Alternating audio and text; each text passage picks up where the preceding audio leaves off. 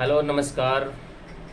आप सबका फिर से स्वागत है the Bihar teacher history makers as the activity मेरा मोबाइल मेरी शिक्षा में।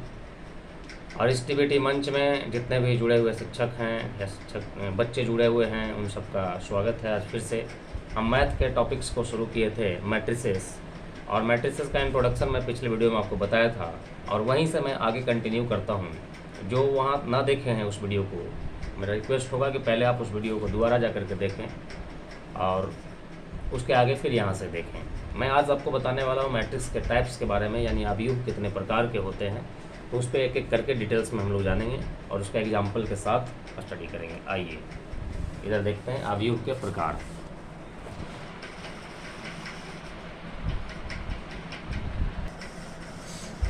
चलिए, तो टाइप्स ऑफ मैट्रिक्स यानी अवयव के प्रकार में सबसे पहला प्रकार है स्क्वायर मैट्रिक्स। हिंदी नाम हो गया वर्ग अवयव। अच्छा, कुछ कुछ शब्दों का हिंदी मुझे पता नहीं है तो मैं उसको इंग्लिश में लिख दिया हूँ। आप हिंदी लिखना चाहें तो मेरी आवाज़ को, वीडियोस को पॉज करके दोबारा सुन करके आप उसको हिंदी में थ्योरी लिख सकते हैं और समझ सकते हैं। स्क्वायर मैट्रिक्स वर्ग अवयव किसको कहेंगे स्क्वायर मैट्रिक्स? तो शॉर्ट में डिफिनेशन मैंने लिखा है कि if number of rows is equal to number of columns, यानी किसी मैट्रिक्स में, किसी अवयव में यदि रोज़ की संख्या कॉलम की संख्या के बराबर हो जाए तो उसको हम लोग वर्ग अवयव कहते हैं। रोज़ की संख्या जिसको m से डिनोट किए थे और कॉलम की संख्या को n से डिनोट किए थे, तो यदि m और n दोनों इक्वल हो जाए, यानी कि नंबर ऑफ़ रोज़, जितना उसमें रोज़ रहेगा उतना ही उसमें कॉलम रहेंगे, तो उसको कहा जाएगा कि वो स्क्वायर मैट्रिक्स है, यानी कि वर्गाकार है। देखने में 2 रो और 2 कॉलम, यानी जितना लेंथ उतना ही ब्रेथ, तभी तो उसको वर्ग कहते हैं।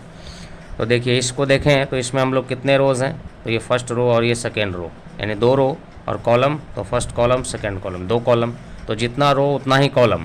तो इसको हम लोग 2x2 ऑर्डर का मैट्रिक्स कहेंगे, यानी कि रो और कॉलम बराबर है, तो ये आपका स्क्वायर मैट्रिक्स हो गया।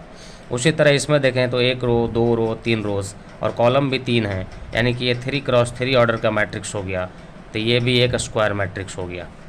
ये सिंगल एलिमेंट है, इसमें सिर्फ 5, इसका मतलब कि 1 रो और 1 कॉलम, 1 रो 1 कॉलम, तो ये भी स्क्वायर मैट्रिक्स है। 4 रोज़ 4 कॉलम रहता है, वो भी स्क्वायर मैट्रिक्स होता। जितने रोज़ उतना ही कॉलम्स, उसको हम लोग बोलते हैं स्क्वायर मैट्रिक्स वर्ग अवयव। क्लियर हो गया होगा ये, यानी कि m इक्वल टू n। ऐसा ऑब्जेक्टिव क्वेश्चन में पूछा जा सकता है, याद रखना। दूसरा टाइप से हॉरिजॉन्टल मैट्रिक्स, हिंदी में नाम हो गया क्षैतिज अवयव। क्षैतिज, हॉरिजॉन्टल का मतलब धरती के पैरेलल, ऐसा लगे कि धरती के पैरेलल हो। जैसे इसको देखें तो ये मैट्रिक्स को देख करके लगता है कि ऐसे ज़्यादा लंबा है और ऐसे कम है, यानी कि क्षैतिजता ज़्यादा है और ऊर्ध्वाधर कम है। तो डेफिनेशन में भी वही चीज़ लिखा हुआ है कि if number of rows less than number of columns, यानी जो नंबर ऑफ़ रोज़ है, रोज़ की संख्याएं हैं m, वो कॉलम की संख्या से यानी n से छोटा होना चाहिए। इसका मतलब कि कॉलम ज़्यादा रहेगा और रोज़ कम रहेगा।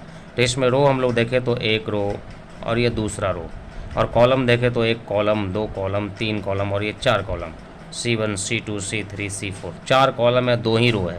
इसका मतलब कि रो कम है और कॉलम ज़्यादा है, 2x4 है ऑर्डर इसका।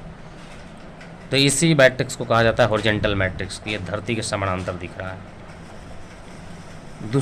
तीसरा है वर्टिकल मैट्रिक्स, ऊर्ध्वाधर अवयव। इसका जस्ट उल्टा, इसको क्षैतिज बोले तो ऐसे है, यानी पड़ा हुआ है तो क्षैतिज है और खड़ा है तो ऊर्ध्वाधर है।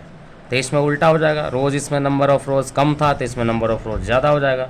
तो वही डिफिनेशन है कि if number of rows is greater than number of columns, यानी यदि रोज़ की संख्या कॉलम की संख्या से ज़्यादा हो जाए तो उस मैट्रिक्स को हम लोग ऊर्ध्वाधर मैट्रिक्स कहेंगे, ऊर्ध्वाधर अवयव कहेंगे। अर्थात m n से बड़ा होना चाहिए। m का मतलब ये, जैसे यहाँ पे m है 2 और यहाँ n है 4, तो यहाँ n ज़्यादा है, n ज़्यादा है तो ये हो गया ओरिजेंटल। अब यदि ये ज़्यादा हो जाएगा तो हो जाएगा वर्टिकल। जैसे इसमें देखें तो इसमें 1 रो, 2 रो, 3 रो और ये 4 रोज़, लेकिन कॉलम 2 ही हैं। इसका मतलब कि इसका ऑर्डर कितना हो गया? तो 4x2। इसमें आपका m ज़्यादा है, n कम है, रोज़ ज़्यादा है, कॉलम कम है, तो ये आपका वर्टिकल मैट्रिक्स हो गया। तो ये 3 टाइप्स आपको मैंने बताया। इतना क्लियर हो गया आपको। इसके बाद और भी बहुत सारे टाइप्स हैं, वो भी मैं बताऊंगा आपको नेक्स्ट वीडियोज़ में। आज के लिए इतना ही। चलिए, इसका पूरा वीडियोज़ देखना हो डिटेल्स में तो Upendra's mathematics house and physics classes या सेंटर करके एक चैनल है, इस पे जा कर के आप मेरी पूरी वीडियोज़ देख सकते हैं। इसका मैं सारा वीडियो जो वहाँ पे अपलोड कर दूँगा, आप दोबारा तिबारा कई बार देख सकते हैं फ्री ऑफ कॉस्ट। ठीक है, धन्यवाद।